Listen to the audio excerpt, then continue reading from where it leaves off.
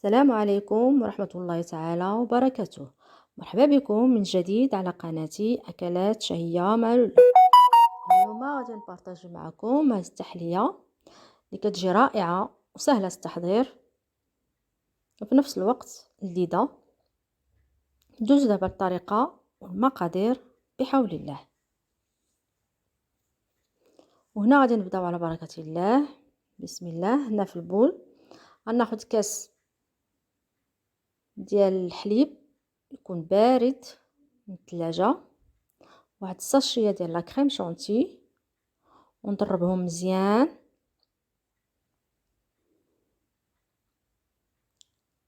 حتى كيعقد هاد الكريم وكيولي موس.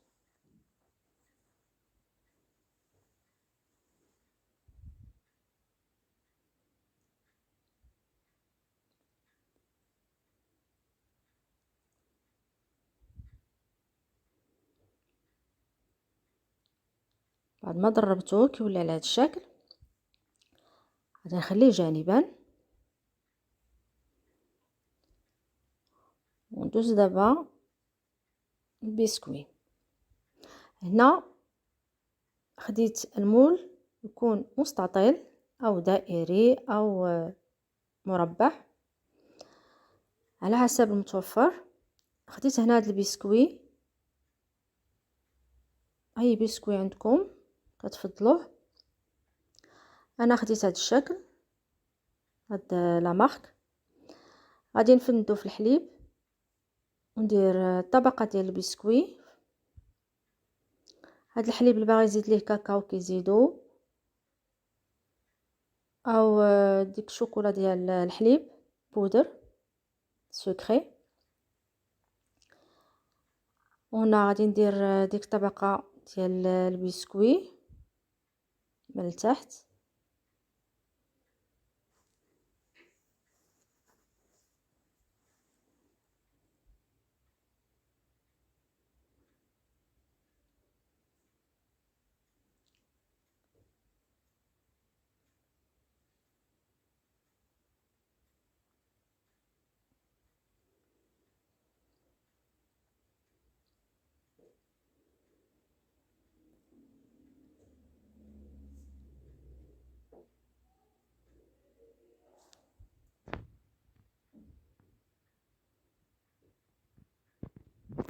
وهنايا بعد ما كملت داك البسكوي، طبقه ديال البسكوي، غادي ندير عليها لا كريم،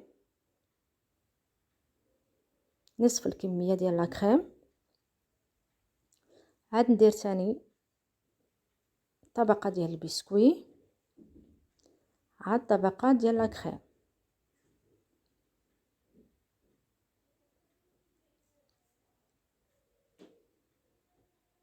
ونرجع معكم.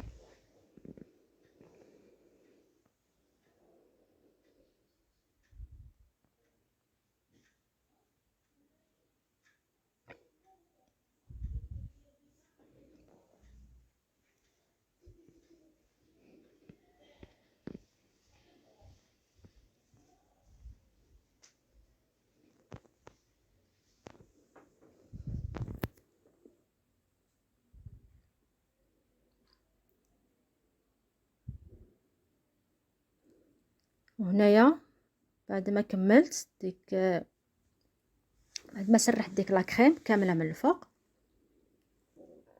غادي نغطيه بفيلم اليمونتير ونديرو بالثلاجه 4 سوايع حتى 6 او ليله كامله، ونرجع معكم في طبق التقديم ان شاء الله.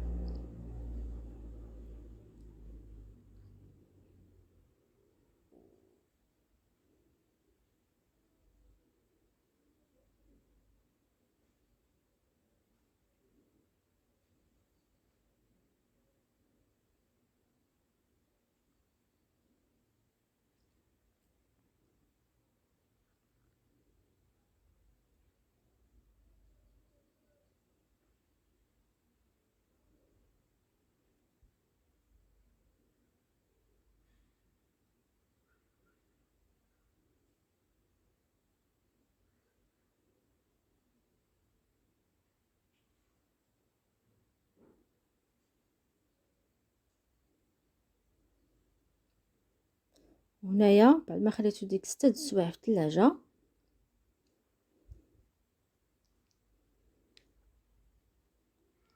كيشد فراسو، كيجي عاقد. وهنايا غادي ندير عليه من الفوق كاكاو،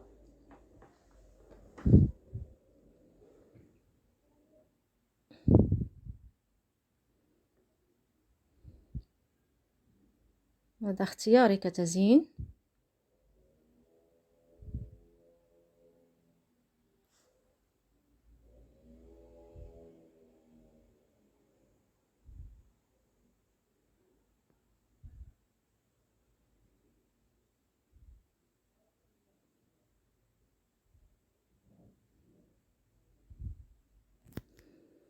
وهذا هو الشكل النهائي ديال التحليه اللي وجدت معكم اليوم. صدقوني راه كتجي لذيذه ورائعه وسهله، ما فيهاش قوه مقادير.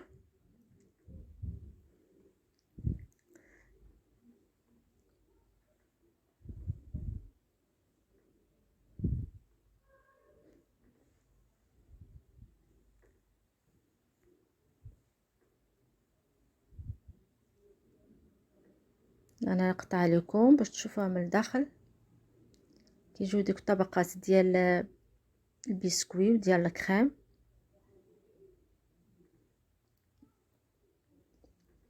صدقوني الا جربتوها ما تندموش عليها، ولا جربتوها ما تنسونيش بلايك وسبسكرايب باش يوصل لكم كل جديد.